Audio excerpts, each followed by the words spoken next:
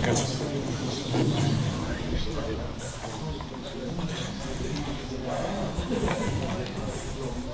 أعوذ بالله السميع العليم من الشيطان الرجيم. بسم الله والحمد لله والصلاة والسلام على سيدنا رسول الله وعلى آله وصحبه ومن والاه، وأشهد أن لا إله إلا الله وحده لا شريك له، وأشهد أن محمدا عبده ورسوله صلى الله عليه وعلى آله وأصحابه أجمعين. اللهم لا سهل إلا ما جعلته سهلا، وأنت إن شئت تجعل الحزن سهلا. اللهم إنا نعوذ بك من أن نشرك بك شيئا نعلمه ونستغفرك لما لا نعلمه. ثم أما بعد. Last time we're talking about generosity and giving, and as one of the qualities of the believers, those who have trust in Allah subhanahu wa ta'ala, and they are not very much attached to the dunya, and one can find the relationship between iman, strength of iman, and giving in sadaqah, because those who have higher level of iman, they have full trust in Allah subhanahu wa ta'ala, full yaqeen in Allah subhanahu wa ta'ala. So spending for them is easy, while those who have less iman, they are always worried and they feel unprotected, and they rely for protection on their money, not on Allah subhanahu wa ta'ala. That's why they don't spend. And this is what we'll be talking about. Last time we mentioned many ayat and hadith and stories about the people who were very generous, and they give fi sabilillah subhanahu wa ta'ala.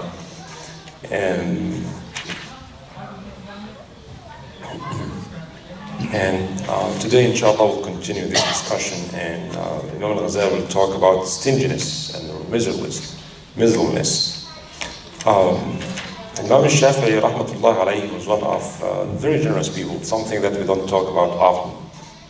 We know he's a very knowledgeable person, but he was also very generous. Not only him, Imam Abu Hanifa and Imam Malik radiyallahu anhum wa ardahum ajma'een. It was narrated that when he was sick before his death, he died in Egypt. We know that he said some of the nice poetry that he said.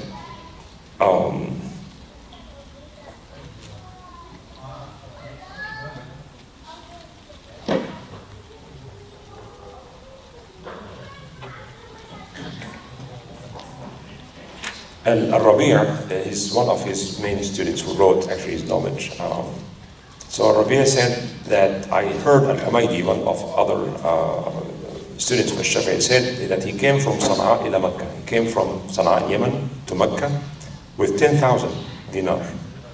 10,000 dinars. And he said he built his tent there, and he put all this money in a cloak. And then he said that before Dhuhr, all this money was given fi sabilillah subhanahu wa ta'ala.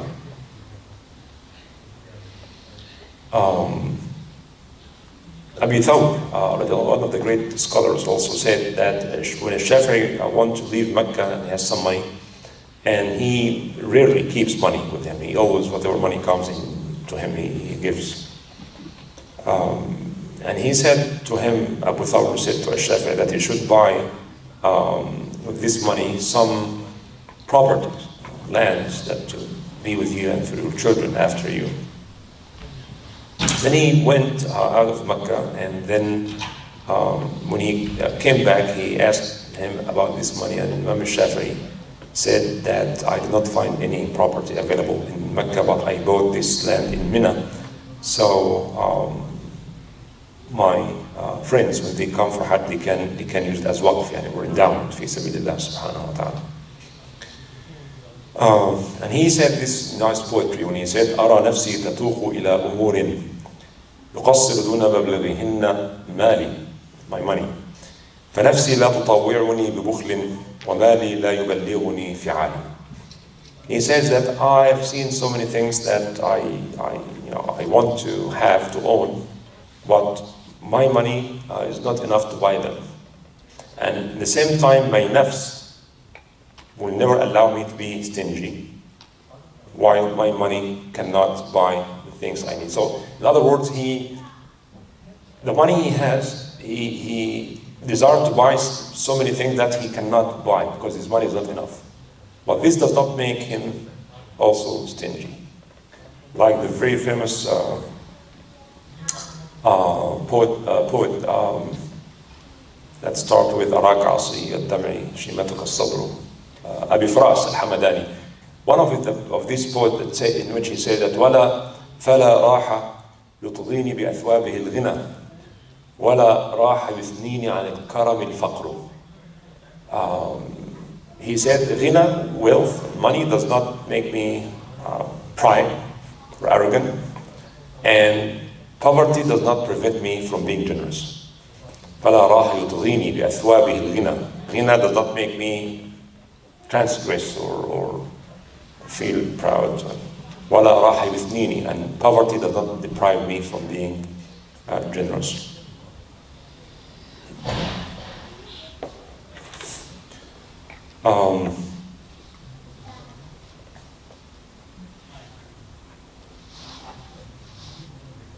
Imam Ali ibn Abi Talib one day was seen unhappy, and he was asked, why is that? He said, no guests came to me for 7 days now, so I'm afraid there's something wrong with me. So they consider like having guests, and of course at that time people don't call and send emails and say, no, we're coming on this day and this time. And people knock the door and walk in, right? And he feels happy when people come and serve them. He said, no guests came to me for 7 days. So, as for bukhl is the opposite of generosity. Bukhl, bakhil, and this word was mentioned in the Quran al-Kareem in the word bukhl and shuh. وَمَنْ يُوقَ شُحَّ نَفْسِهِ فَأُولَٰئِكَ هُمُ الْمُفْلِحُونَ. The Quran praised those who are protected against their own stinginess. And whoever is protected from his stinginess, then those are the ones who will be successful. And very few people can overcome their natural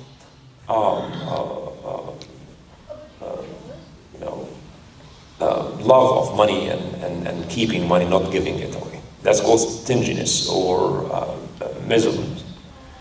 So, al-bukhl al-ghina yabkhaluna wa ya'muruna an-nasa bil-bukhl. Allah subhanahu wa ta'ala criticized those who are stingy, and they also tell others not to spend.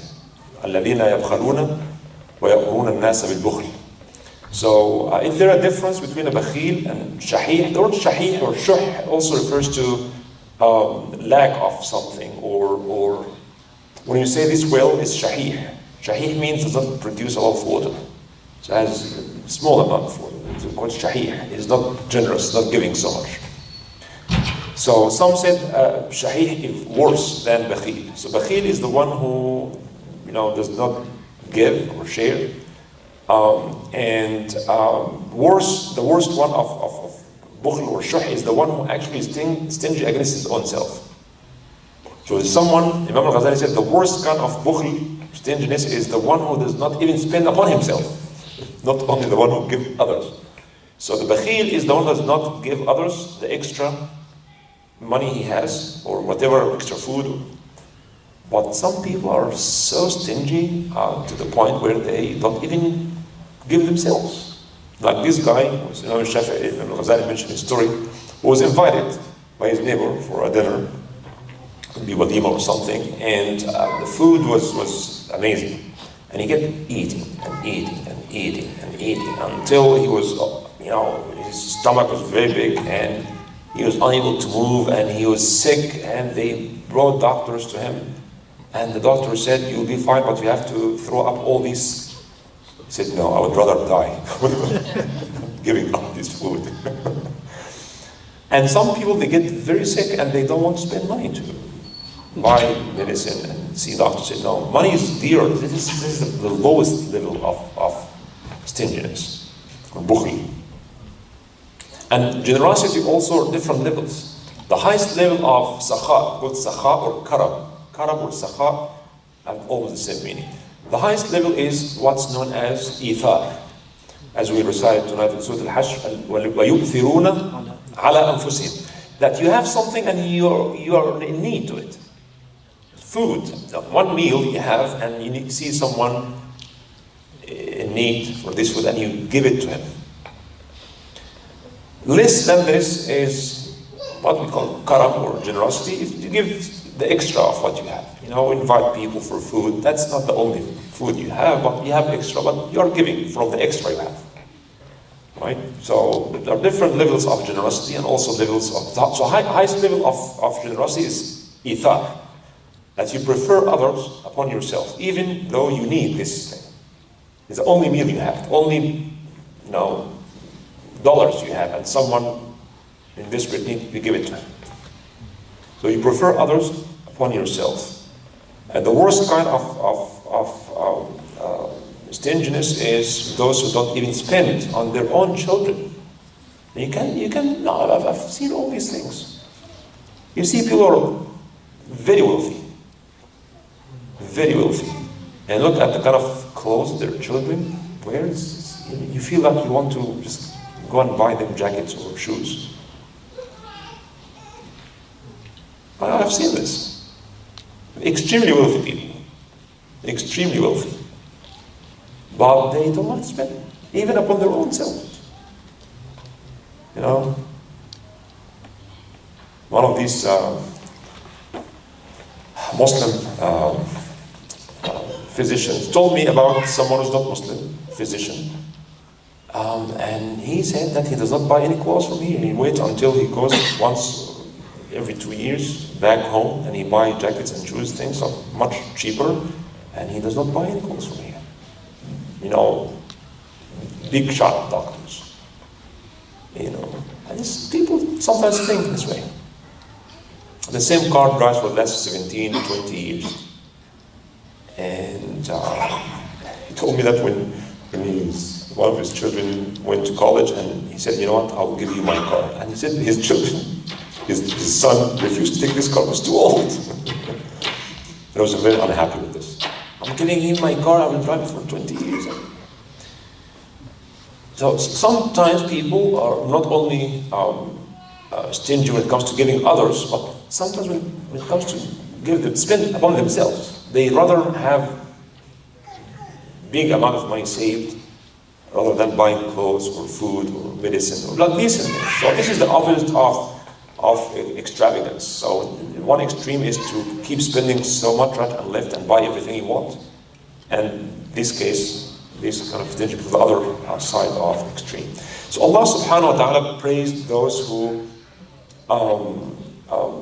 resist this nature of keeping the money and thinking about bigger purpose, giving people and helping people. And that's I believe this is the heart of Iman and Islam and religiosity. When people actually feel they are worshipping Allah and pleasing Allah when they give, not only when they read Quran. Because reading Quran is, it's not costly, right? You don't pay for i'tikaf, or sometimes you do. No, I mean, i'tikaf and tawaf and hajj and umrah, reading Quran, making dhikr and tasbih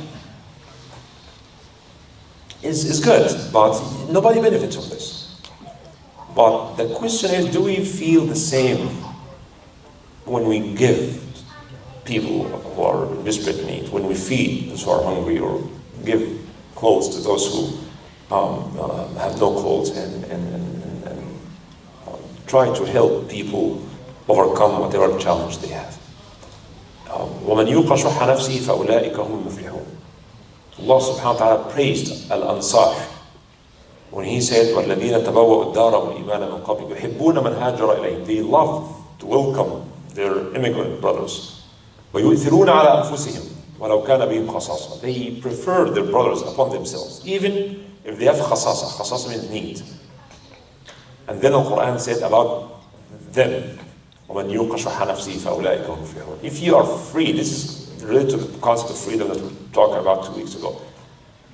People are not shackled by the love of money. They are not very much afraid of the future. They are kind of more free. And in here you can, this beautiful hadith in Bukhari and Muslim, I don't know if you heard this hadith before, in which the Prophet ﷺ said, he gave an example of those who give fi sabilillah and those who don't like to give fi sabilillah. Or I call them al-bakhil wal-munfiq. Bakhil, stingy, and munfiq, infaq, the one who gives.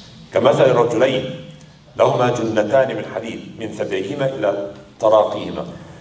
The example of the one who spent fi sabilillah and the one who was stingy, like two people, and they have armors of iron from their breast until the collar bones, right? So he said, sallallahu alayhi wasallam, that when the generous man gives in charity, his armor expands so much as to cover even his fingertips and his toes. Gets bigger and cover the rest of his body. When the miser intends to spend something, the armor contrasts, and every ring of it strikes to the place where it is, or sinking in his flesh, and getting very constricted. And Abu Hurairah, the narrator of the hadith, he said, I saw the Prophet putting his hand, inside, and he's showing them how he's trying to get it bigger, but it does not. You understand what that means? So what does this mean? The ulama said it means a number of things. It means that the generous person, when he gives, he feels more comfortable, and this encourages him to give more, so it becomes a habit to give. Right? And also it protects him, because sadaqah protects. Sadaqah protects. And also, they said that stingy people, every time they think about giving, they don't feel comfortable. And this is the reward and punishment also for those of them. So the one who does not like to spend, every time, he's like forced, or people ask him, or he's in a situation where he has to give, even when he spends, he does not like it. He does not have this peace. Even if he have to, because he's embarrassed, look bad, then he always think about it. Why did I give it? I wish I could save it. So when we give fi sabilillah subhanahu wa ta'ala, should feel confident, should feel happy, and have this peace. And that's why those who give are happier than those who hoard and keep and save and don't give and share with others. Excellent example by the Prophet sallallahu alaihi wasallam. Even if he tried to loosen it, but it does not expand. It's like this man that they describe him, how miserly he is. They said that when he sees someone comes to ask him, like sa'il, faqir, people come, he's as if he saw Malak al-Maut, the angel of death. Imagine. He's so stingy. When he sees people, he knows it, come to ask, it is as if he saw the angel of death. Oh, don't like to see that.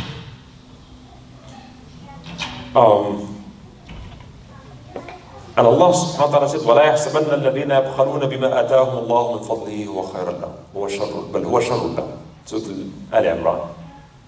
And let those who do not share, they يبخلون, they hold that what Allah subhanahu wa ta'ala has given them, let them understand that's not good for them. Even if they think that's good for them, that's not good for them. Of course, this applies to those who don't pay zakah and don't give the right of Allah subhanahu wa ta'ala in this money. Hadith also in Sahih Muslim, the Prophet sallallahu alaihi wasallam said, "Iyakum wash-shuh."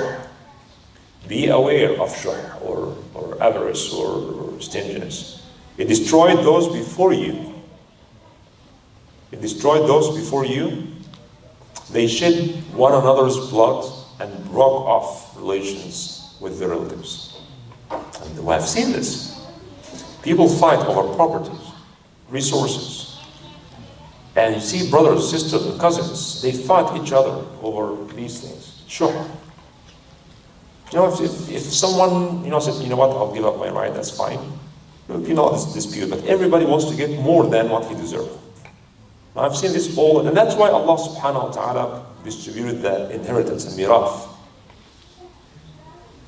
in detail in Surah An-Nisa. He did not leave it to the Prophet ﷺ, Allah himself, because mirath is easy money, and everybody likes easy money, right? All of a sudden, just money becomes you without working, without doing anything. So when someone passes away, then brothers, sisters, wife or wives, they have multiple wives, brothers, uncles, everybody wants to get a piece of the cake. And they fight.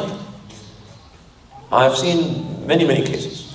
People fight, brothers and sisters, they fight, they go to the court, everybody claims everybody wants to get the biggest piece. Right? And people lie and fabricate wills, right? And people make other tricks to deprive others from sharing this inheritance with them. So Rasulullah ﷺ said, this stinginess and hirs or avarice is destroyed people before you. It caused them to kill one another and to cut off relations with their relatives because of properties and love of money. And also jubn and bukhl. The word jubn, by the way, in Arabic, the word jubn has two meanings. Jubn means cheese, actually in Arabic. Jubn. And also means cowardice. Or jaban. Jaban means coward. Okay? So al-jubn, cowardice. And means to be coward, and also jubn means cheese. Jubn al-abyad, the white cheese. Okay? So it's one of the words that has multiple, like dhahab. Dhahab could be a verb, dhahaba, gone, and dhahab means gold. So الوقت من ذهب إن لم تأخذه ذهب. You understand? الوقت, time, is made of gold and precious. يعني. الوقت من ذهب. الوقت, time, is gold. If you don't take it, it will go away. If you don't take advantage of this, it will go away. So the word ذهب. So you can see the relationship between jubn and bukhl, and also generosity and bravery. The brave person who is willing to give his life is generous. You can see it. You expect a person who is so generous to also be brave, and vice versa. The bakhil, the one who does not like to spend, he will also be coward.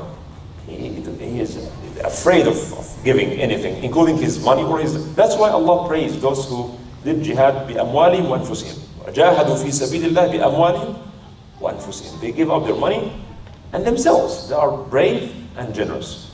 That's why in the hadith, Rasulullah sallallahu alayhi wa sallam said, اللهم إني أعوذ بك من الهم والحزن وأعوذ بك من العجز والكسل وأعوذ بك من الجبن, avarice, and al-jubn, cowardice, and avarice. Al-jubn wal-bukhl, because they are always connected to each other. Always connected to each other. And the poetry mentioned before, لولا المشقة ساد الناس كلهم الجود يفقر والإقدام قتال. If there's not hardship, everybody would have been a great person.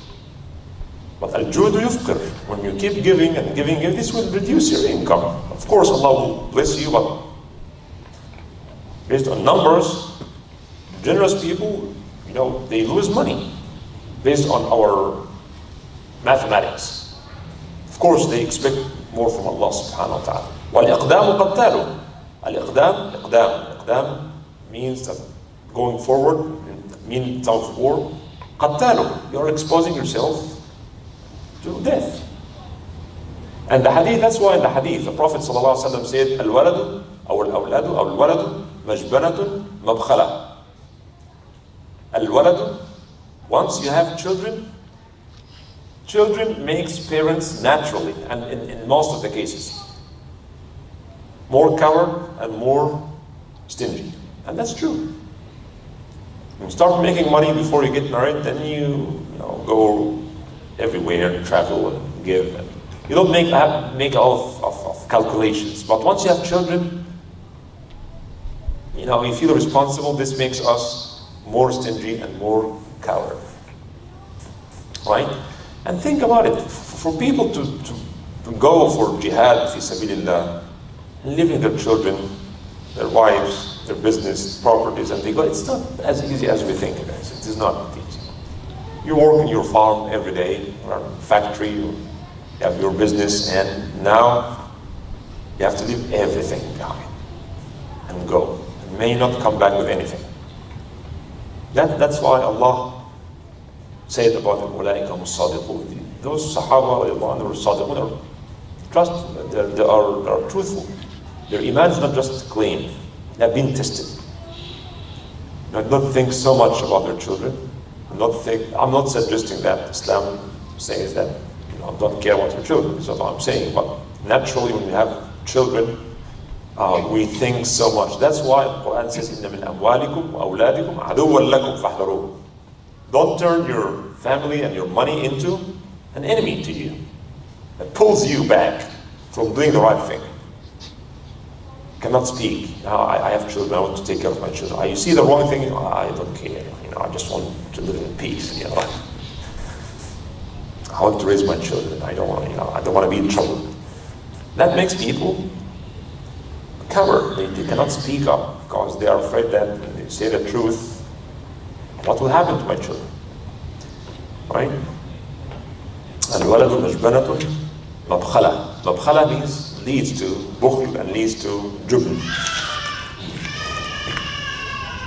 And Rasulullah sallallahu alayhi wa sallam was the most generous person. And when he is in a position where he has to choose between being called stingy, right? Even if he was asked inappropriately or asked by people who do not deserve, then he would choose to give, sallallahu alayhi wa sallam. Because as a prophet, he understands that bukhl is not consistent with prophethood.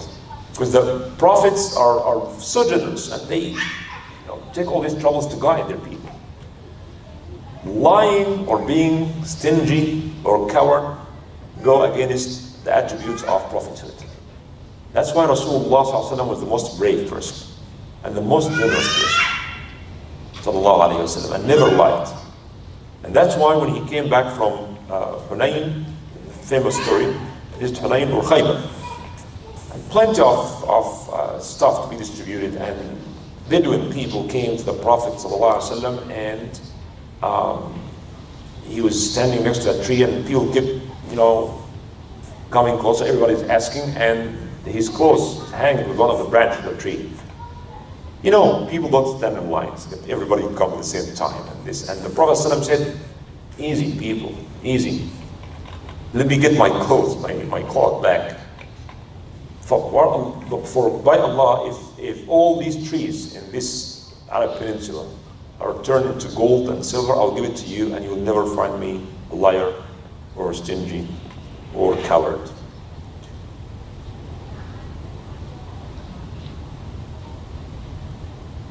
And Umar radiallahu anhu said, I noticed that the Prophet ﷺ gave some people things that they don't deserve, or others have more right than. So Rasulullah, he said, Ya Rasulullah, you give these people don't deserve. Why did you give them? He said, they put me in a position where I have to choose between being called stingy or giving them. So I give them, knowing that they don't deserve it, but I don't want people to say that Muhammad is stingy. Sallallahu alayhi wa alayhi wa sallam ajma'in. The other instant, two people came to the Prophet ﷺ and he asked him, and he gave them, and Umar met them. He kept coming out, and Umar was coming in. So he met them. He said, "What's going on?" He said, "We went to the Prophet. We asked him for something, and he gave us, and we are so satisfied. We are so happy, and so on." So he went in, and he told the Prophet. He said, "By the way, these two people said so and so. They are very happy for what you give them."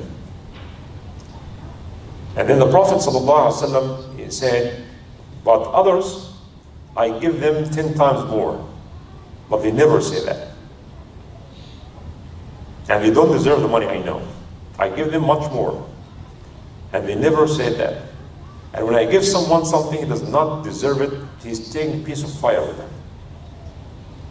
So Umar said, "Ya Rasulullah, if it's a piece of fire, why are you giving it to them?" He said, "Because يأبون إلا أن يسألون. They insist in asking. وَيَأْبَى اللَّهُ لِيَ الْأُمْرِ. And Allah subhanahu wa ta'ala does not want me to act like a stingy person. Sallallahu alayhi wa sallam.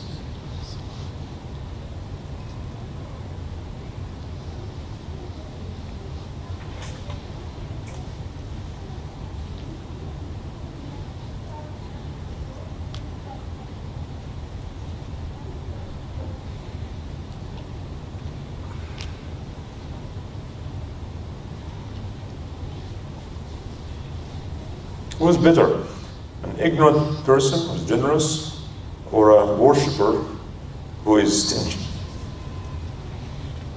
There's a hadith, although it's not very authentic, but it suggests that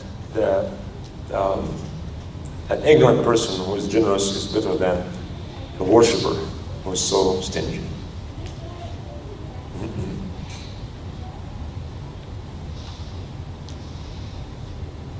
Muhammad bin Munkadir, one of the tabi'in, said, كان يقال إذا أراد الله بقوم شرا أمر عليهم شرارهم وجعل أرزاقهم بأيدي بخلائهم. And Allah subhanahu wa ta'ala wants to punish people.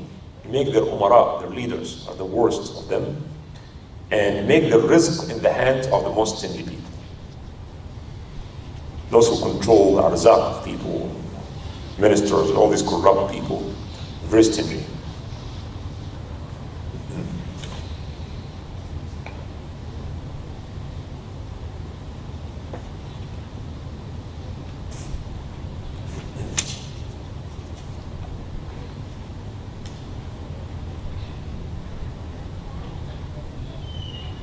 Yahya ibn Mu'adh also said what we mentioned last time. Shafi'i mentioned that people love generous people even if they are fasiqin or fujjar. And people hate stingy people even if they are righteous. We mentioned last week what Imam Shafi'i said. تدثر بالسخاء فكل عيب يغطيه كما قيل السخاء. You have a lot of ayub, shortcomings and bad habits and bad akhlaq and things, you can cover up all these things with being generous. And people will just identify you as a generous person. That will, overshadow all other shortcomings. And it has been said also, أبخل الناس بمالي أجودهم بعرضه. Sometimes people are very stingy when it comes to giving money, but very generous when it comes to their dignity and reputation. No, so they don't give money, but they give up their reputation, dignity. And he also mentioned some stories of people who are so stingy, and one of them is Muhammad ibn Yahya ibn Khalid al-Barmaki, who living in the time of the Abbasiyin. And he was very wealthy and very stingy. And his nephew actually was in need, and he went to borrow money from people. They told him, yeah, your uncle is a very wealthy person, so why are you coming to us? Why don't you go to your uncle and ask him? He said, Wallahi, he said, if my uncle, this guy, Muhammad ibn Yahya, he has a house full of needles, and Jibreel and Mikael and Yaqub alayhi salam came to him, asked him to borrow one needle to fix the shirt of Yusuf that has been torn, he will never give it to them. So if Jibreel and Mikael and Yaqub alayhi salam came to ask him to borrow one needle, he will not give it what they're talking. He's not going to give me anything.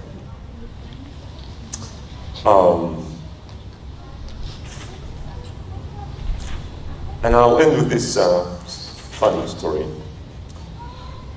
Before this story, this Arabi, Bedouin guy, he went to visit someone who was known to be wealthy but very stingy. And he entered his house, and when he entered, this guy had this plate full of fig, teen, fresh fig. And with this Bedouin guy covered the plate with his clothes, so that the Bedouin guy does not see it. And then he came in and told talking and things, and this guy told this Bedouin, do you know some Quran, surahs? He said, yeah, I memorized some Quran. It's okay, so why don't you recite some Quran? Bismillahir Rahmanir Rahim, والزيتون وطور سينين وهذا البلد الأمين. والزيتون. Where is the teen? He said that the teen is under your coat. You hit it.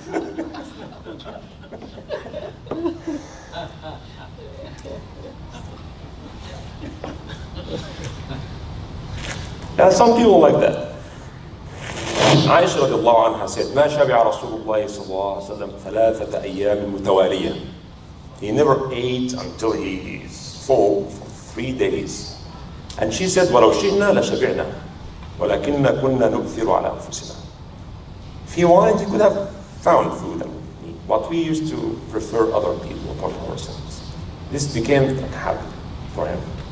It's not like, it's always like that. Alayhi salatu wassalam. He was never asked and he says no. And the hadith in Bukhari and Muslim also.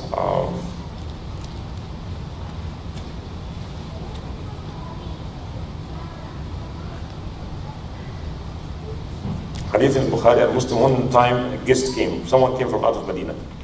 And the Prophet ﷺ asked, who can take care of our guest? Provide, a place for him to sleep and to feed them. And so one of the Ansar was not very wealthy, but he said, Ya Rasulullah, I will take care of him. And he took this stranger, guest, to his house, and he told his wife to prepare all food. And she said, this is the only food we have. Just prepare it. It's just enough for one person. She said, fine.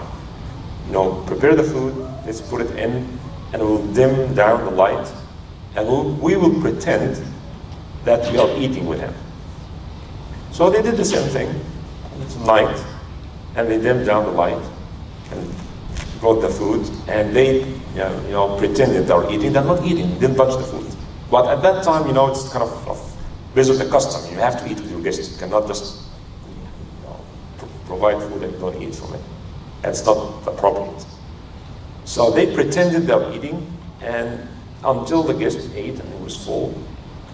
And next morning, he went to the masjid, and Rasulullah called him, and he said, لَقَدْ عَجِبَ اللَّهُ مِنْ صَنِيعِكُمْ اللَّيْلَ إِلَى ضَيْفِكُمْ. Allah subhanahu wa ta'ala was wondered from what you and your wife did to your guest last night.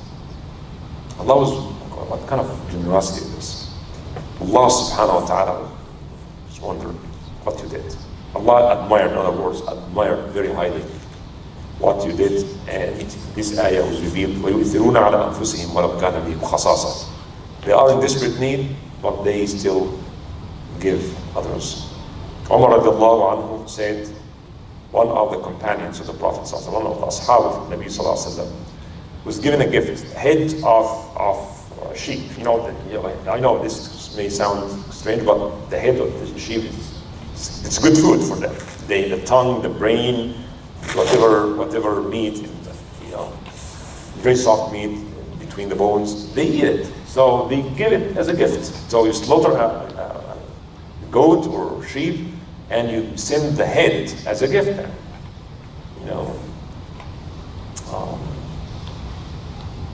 And he got the gift, and then he thought of giving it to someone who was more needed. So he gave it to someone else. And this someone else thought of someone else and gave it to him. He said it went to 7 homes, and it came back to the one who gave it in the first place.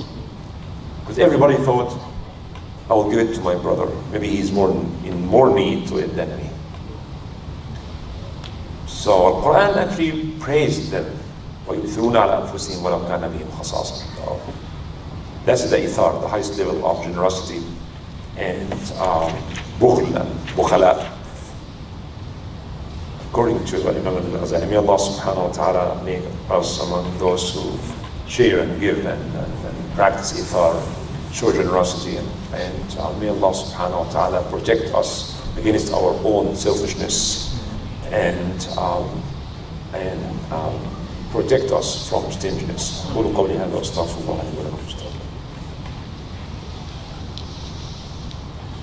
Shuk and shahwa are same thing, or shuk and shahwa are the same or different? No, shahwa is more general. Shahwa could be shahwa of anything, desire of anything.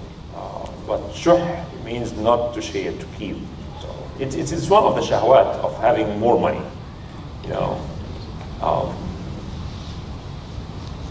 But shahwa is more general. Shahwa is to desire something. You can desire something halal, desire to eat meat. You go and buy meat and eat it. It's shahwa, and you are fulfilling shahwa in a halal way, right? Getting married is fulfilling shahwa in a halal way. But shuh is bad, is always negative. Allahu Akbar. Yes? Inheritance. So, person has two sons and 2 daughters, right?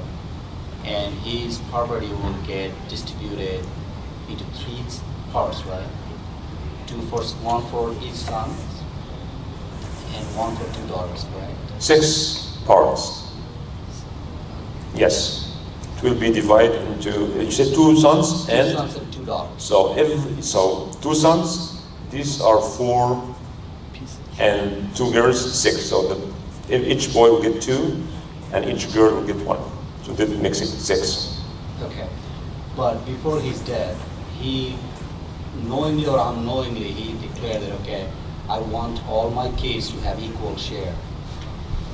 So it is as if he says to Allah, you don't know, I know better. Your distribution was wrong, my distribution is right. This is exactly what it is. So, but his sons, when they grew up, they figured out after Quran and Hadith that his father was wrong. So they can correct it?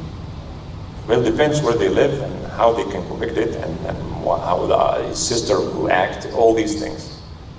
But if, what happens is, at the time of death, if we're living in a Muslim country, in the Islamic legal system, what happens is that people make such claim to the judge, and the judge will make his judgment based on investigation. And his will is not to be respected, because his will is against Allah's will. I know many people do that. But we are living in a time of liberalism. We have to understand this. Liberalism is not all bad, as I mentioned before, not all bad and not all good.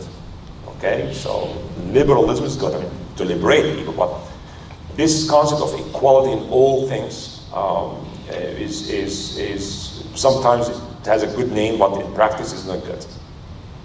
Right? Because there's equality and there's also difference between men and women. No superiority or inferiority, but Islam is a whole package. Okay, so in Islamic, according to Islamic view, these 2 brothers, if their sisters are in need, they must take care of them. They must take care of them. It's not optional. I pay my zakat, khalas. No. If your mother is in need, then you have to take care of your mother. His sister does not have to. And when he gets married, he has to pay mahr. His sister will receive mahr. Right? So her money is her money, and her husband's money is her money.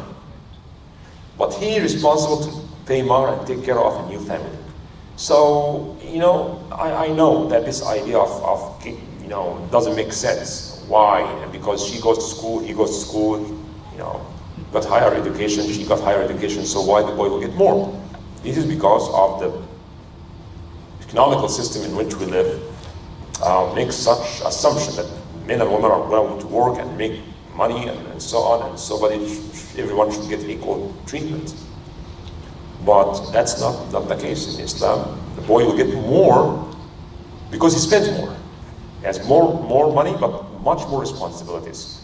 Girls should be happy actually. But the problem is that we choose Islam here, we choose other systems there, and we want to just fit Islam into new systems. No, it does not work this way. Are you done with your question? Yes. Okay. The question is, I'm related to his question.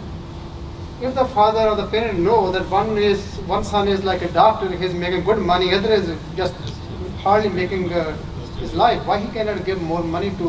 In his life, he can do that. In his life, while he's still alive. And if I were this person, I would call my older son, who's a doctor, and say, hey, doctor so-and-so, your brother has like mental issue or has like some issues. he's not making as much money. Do you mind if I give your brother some? So, okay, that's fine. In his life, he can do this. And this is the way to be done. Because what happens is that this man who came to Rasulullah ﷺ and told him that I want you to be my witness, that I give my son this property. He said, do you give him all your children the same? He said, no. He said, no, I cannot be witness on this. So what will happen next? People will harbor hatred and envy and jealousy against their brothers or sisters. But if he died without making this or giving this extra money to this younger brother, as you said, then his money must be distributed according to Allah's way. His older brother is supposed to take good care of his younger brother because he's making more money, he's supposed to do that. What if, okay, some other cases, this son of mine, he obeys me and he's good to me, and this boy, he never listens to me, he's rebellious, and that's not your business. Allah did not say give the righteous son this much and the bad son that much. His badness is for him. Yeah, but he'll take this money and he'll go and drink. That's his business. Yeah, we don't care about it. This is his responsibility. Allah will hold him accountable for this. But you give them the same. But while you are alive, the ulama talked about actually someone who is handicapped or unable to work or disabled somehow. Yes, in this case, the father can write or give him something while he's alive. The Prophet ﷺ made it very clear. La wasiyyata liwarith. If you are warith, you don't give extra wasiyah. Yani say someone has two sons. He cannot say, when I die, I want to give 1/10 of my wealth to the younger son. He cannot do that because he already got his share. Your wasiyah should go to someone who does not receive or deserve or eligible to part of your wealth. You understand? So in this case, I understand your point. The father should make this discussion within the family. He said, son, alhamdulillah, now I spend on you, and now you are self-sufficient, you are making a lot of money. Okay, so your brother does not have this, so I'll give him this property because of his situation. And he should explain to his son, and if his son, hopefully he says, yes, I understand, I don't need this, that's okay, give it to him. Then he can give it to him while he's alive. But if he died without writing anything in his will, then everybody get his share. And I always tell people that this example, someone called me and he said my father passed away and he left some, not so much, but he left some properties. And he said that I talked to all my brothers and I told them that we should all give up our right and give it to our sisters and our mom. My advice to him was this, that you can give up your personal inheritance, but you cannot force others to do that, because they're their right, given to them by Allah. If you tell your brothers, oh no, you have to give up your right, who are you to take away something Allah says, even if it's wealthy, doesn't matter. Tell everybody, this is your share. You want to take it? It's yours. After they receive it, then they can give it to anybody they want. Right? Is this point clear? Okay. Just one quick question about this ayah. وَمَنْ يُوقَ شُحَّ نَفْسِهِ. This word, yuqa, so what is the root word of this? Waqa, taqwa. Taqwa. Waqa, yaqi. Waqa. And fi'l amr. Mabni. No. What's the amr? Waqa, yaqi.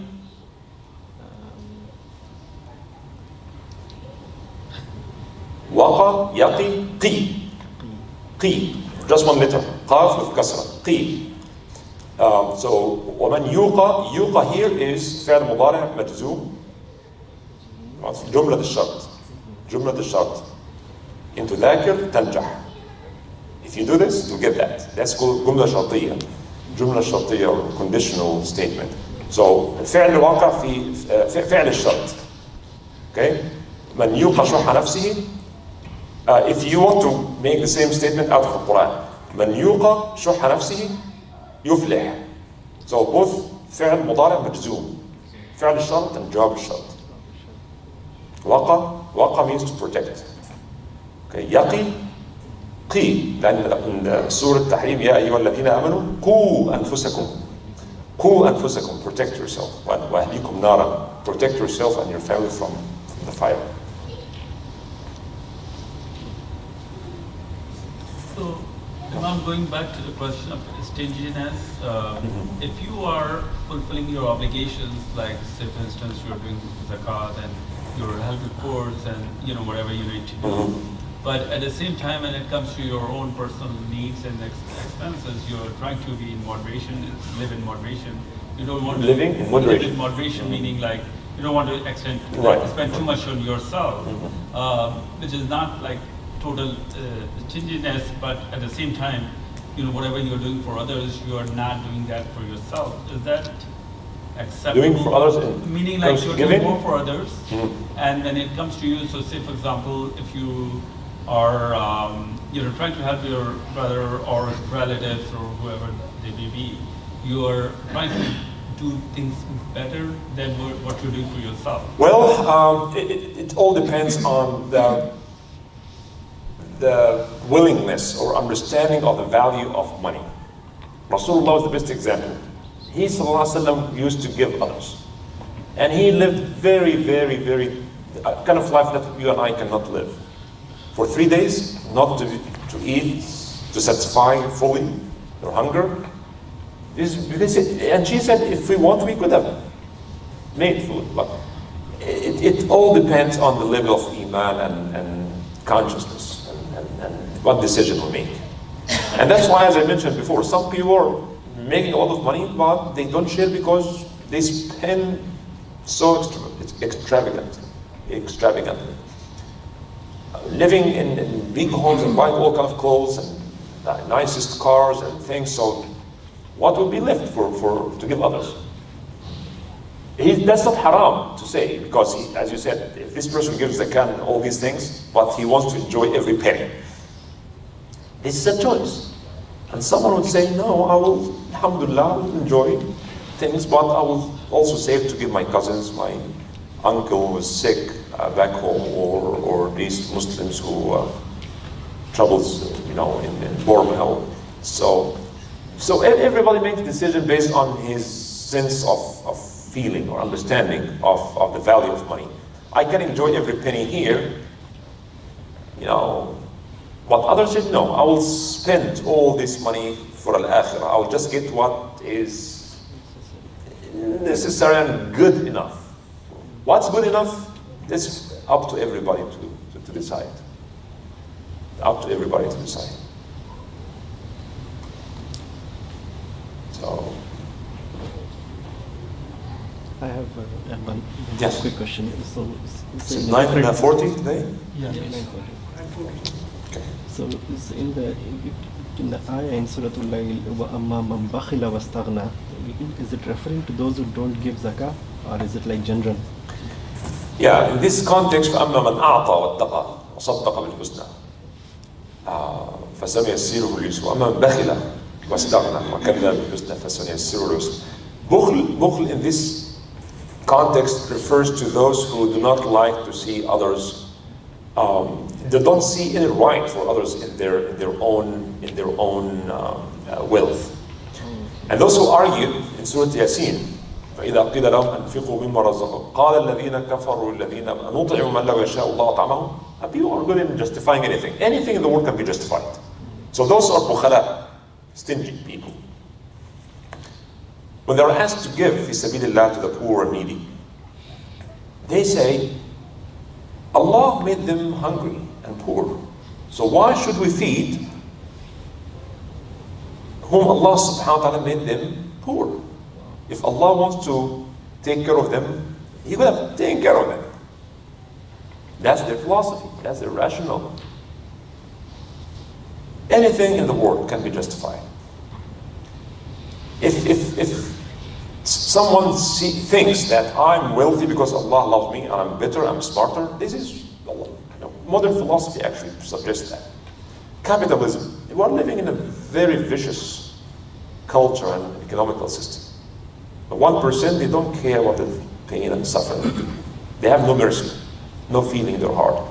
They are very good in talking about human rights and democracy in schools. And have you seen this movie? There Will Be Blood? I highly recommend watching this movie. There Will Be Blood. Very good movie. Sometimes Hollywood actually makes good movies. This is one of them. Nothing bad and it's all clean, but it shows you the level of hypocrisy both corporations and religious institutions have. There will be blood. So this is the bukhl and hiqd and hate and so that's why iman and faith and hiqd and hate of others cannot coexist in the same heart. The same heart that knows Allah and loves Allah and wants to please Allah subhanahu wa ta'ala and wants to purify itself it cannot tolerate hatred and stinginess and lie and cheating. These two things cannot coexist. This is what actually Imam Ghazali is trying to tell us. So this the non-believers or the enemies of Islam used to make these arguments. If Allah made them poor, why should we give them? Is there a story behind this ayah? I don't know. Sabab al-nuzul, you mean? The context, I don't know. If there's any particular sabab, we have to read books of tafsir to find out. Didn't Jahiz write a whole book on Bukhala, Al-Bukhala. Al-Jahiz is one of the great scholars of Arabic language and Bayan. Yani. He wrote Al-Bayan wa Tabiin and Al-Bukhala. He actually collected the stories of Bukhala, 2 volumes, full of stories of stingy people. It's very funny. And I wish someone can take it and turn it into movies or films or something like this. And this guy who was, Arabs are known to be generous and they value generosity because most of the time when you are stranded in the desert and then you have to go to someone and they usually welcome strangers and give them comfort and let them, stay with them and they feed them and they consider this as one of the virtues that people should talk about. And also because they travel around, so one day they will also need someone to help them. So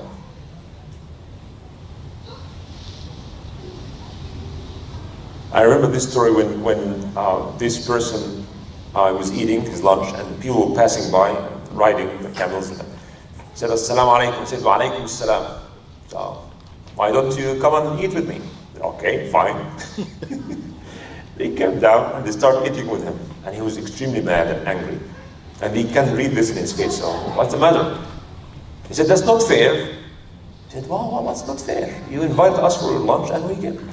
He said, "No, you said assalamu alaikum and I said wa alaikum assalam. So we exchanged words. But exchanging words with action, that's not fair." And so many other stories like this.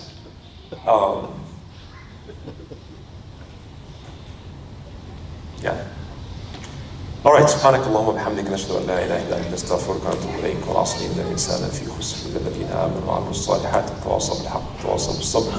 سبحان ربك رب العزة عما يصفون وسلام على المرسلين الحمد لله رب العالمين.